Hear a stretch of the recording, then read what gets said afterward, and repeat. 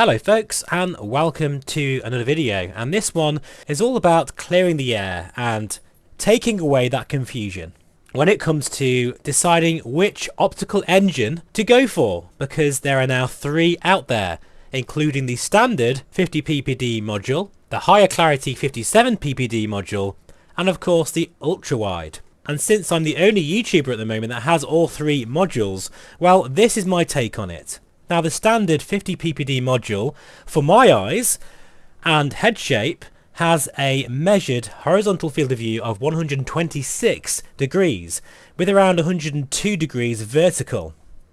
That is quite a substantial amount. In fact, it's even more than the Somnium VR1, but that does mean that you have to render a lot of pixels, and in fact the total render resolution is something like 6240 by 6280, something like that anyway, and that is incredibly hard to render even with a RTX 5090. You can get away with it, especially using my latest VR settings guide, go check it out, but you will be around sort of 35 to 40 frames per second in TAA mode, but a nice solid 45 frames per second using DLSS 4 transformer model.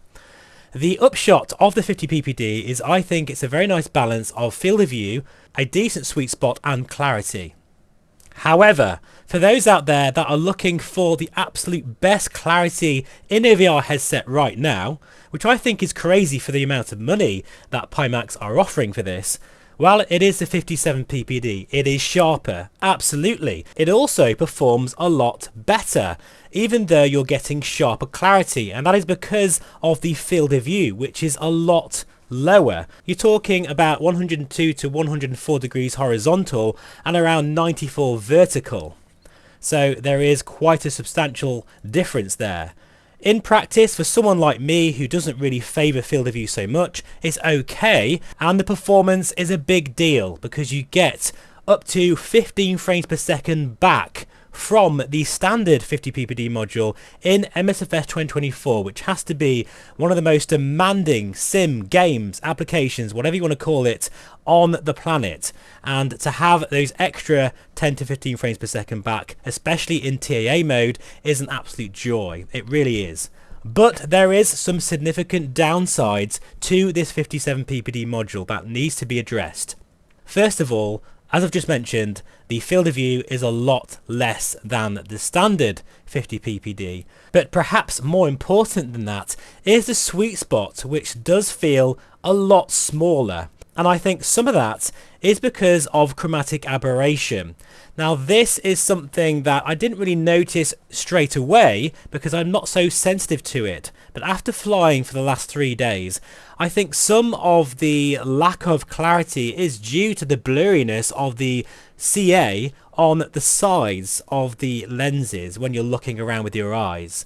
It's something that I hope can be fixed in software to some degree, but there is definitely a lot more CA with these lenses, and it is a shame, and it does take away some of that really nice sweet spot of those glass aspheric lenses. In fact, actually, it's something that can also, funny enough, bring you eye strain as well. So if you are sensitive to chromatic aberration, maybe just hold off and wait until there is maybe a fix for this. Otherwise, I would again recommend the standard 50 ppd module, which has different lenses and they are better in terms of the sweet spot. And before I forget, the distortion profile at the moment with the 57 ppd, and this is probably due to the new lenses, there is some warping on the edges, particularly down low when looking down, say, at scenery. Now again, this could be fixed in software, and to be honest, Pimax are very good with their distortion profiles recently, but there is quite a few trade-offs, as you can see, with the 57 ppd. But it is definitely sharper if you know what you're looking for, especially with cockpit gauges. It is a very nice place to be, but you need to be in the central point of that sweet spot, otherwise things can get a little bit uncomfortable. Then we have the ultra-wide model. Now, I do have some videos on the channel of this, and overall it's quite a wow factor, let me tell you. When you first try it, especially with that wider field of view, I'm getting around 136 degrees horizontal, and I think it was around 100, maybe a slightly less vertical, it really does give you a better sense of situational awareness, especially when you're sim racing or perhaps dogfighting in DCS world, or perhaps you just want to have a bit of fun and casually fly. That module does give you, again, that massive wow factor with that great field of view. But I do feel that the binocular overlap is just a bit too stretched, even for me, and it can cause eye strain after a very long session. I can wear it fine for about an hour and a half to 2 hours, but after that, I must admit my eyes start to feel a bit unhappy. The sweet spot again is also a little bit compromised on the vertical axis, especially down low, but not as bad as the 57 ppd. And in terms of chromatic aberration, again, it is a little bit worse than the standard, but not as bad as the 57 ppd. Now, all three optical engines share the same QLED display.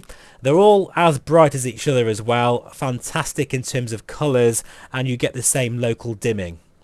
So in essence, I think the conclusion is, for most of you out there, the 50 ppd standard optical engine is the best, and it does make the most sense. I think they got it right with the compromises of the field of view sweet spots, all the rest of it. It just feels more natural. It all depends really on what is most important to you in a VR headset, and if you really prefer absolute clarity on that pin sharp center of that sweet spot of the 57 ppd, or you prefer field of view over anything else and you don't mind sacrificing that binocular overlap and eye comfort, those modules are out there for you. But again, I will reiterate that I think for most of you out there, the 50 ppd makes the most sense. The only caveat I will say just before I end is that the 57 ppd does give you a great deal of performance back, and it's very noticeable.